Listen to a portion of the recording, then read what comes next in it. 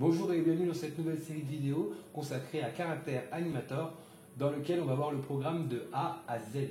Donc Character Animator, c'est un programme qui fait partie de la suite Adobe comme Photoshop ou Illustrator et qui vous permet d'animer n'importe quel fichier Photoshop ou Illustrator justement et de lui donner vie. Donc on va commencer dans cette première vidéo par voir l'interface et les principes de base du programme. Si vous aimez cette vidéo, n'oubliez pas de vous abonner et surtout d'activer la petite cloche pour être au courant des prochaines vidéos. On se retrouve tout de suite sur Character Animator. Au démarrage de l'application Character Animator, vous allez tomber sur la fenêtre de début.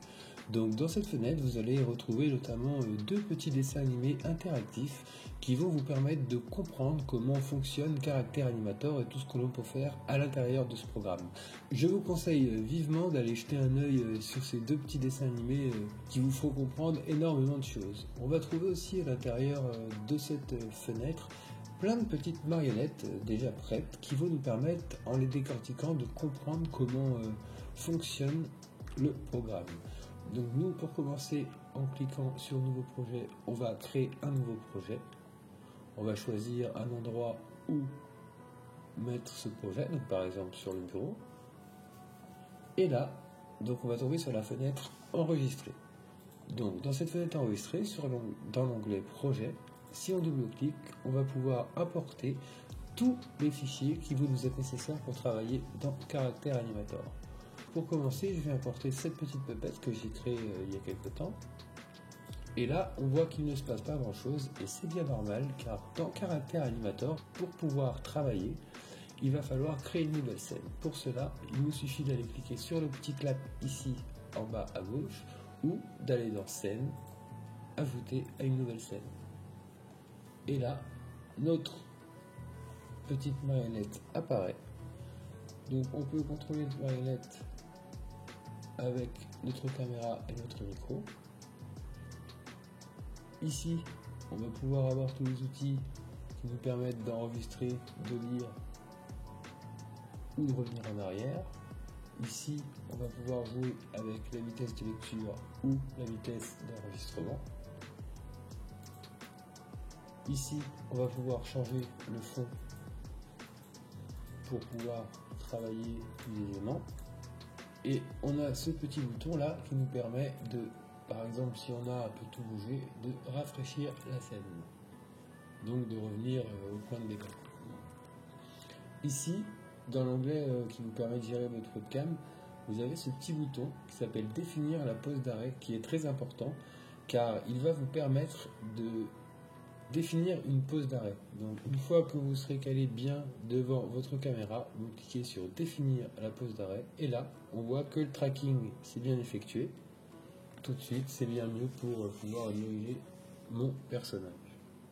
Donc Character Animator fait pleinement partie de la suite Adobe. Il est donc directement possible de modifier sur Photoshop notre marionnette et les changements vont directement s'effectuer dans Character Animator. Donc pour cela, pour accéder au fichier Photoshop de notre puppet, il nous suffit de cliquer sur le petit onglet Photoshop ici. Et là, Photoshop va s'ouvrir. On peut tout à fait décider par exemple de complètement, par exemple, changer la couleur de notre personnage. Si maintenant j'enregistre dans Photoshop et que je retourne dans Character Animator,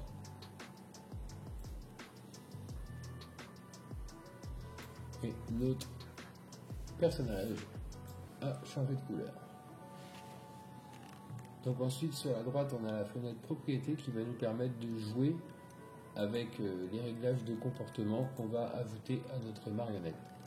Ces réglages de comportement justement on va les ajouter dans la fenêtre système. Donc la fenêtre système va nous permettre de régler notre personnage un peu, de dire par exemple tel calque c'est les yeux, tel calque c'est le nez, tel calque on va le rendre indépendant ou non. C'est dans cette fenêtre qu'on va pouvoir ajouter des comportements à notre marionnette. Je peux tout à fait décider par exemple d'ajouter le comportement de respirer. Si je retourne dans la fenêtre enregistrer, on peut voir que ma marionnette semble respirer.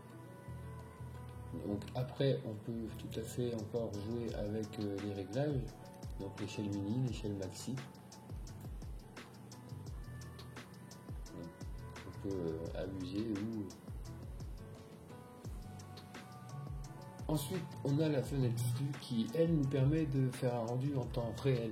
Donc il est tout à fait possible avec Character Animator de faire un live avec votre marionnette sur Twitch ou Facebook Live par exemple.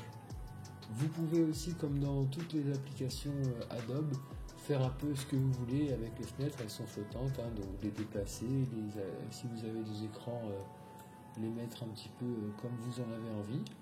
Si vous êtes perdu, pas de panique, il vous suffit d'aller dans l'onglet Fenêtre, Espace de travail, réinitialiser et tout redevient à la normale. Donc voilà, c'est tout pour cette vidéo sur les principes de base et la prise en main de Character Animator. On se retrouve très vite dans une prochaine vidéo où on va apprendre à préparer une illustration dans Photoshop pour pouvoir l'animer dans Character Animator. J'espère que cette vidéo vous a plu. On se retrouve très vite dans la prochaine vidéo. N'hésitez pas à vous abonner et à cliquer sur la petite cloche pour être au courant dès la sortie de la prochaine. Ciao!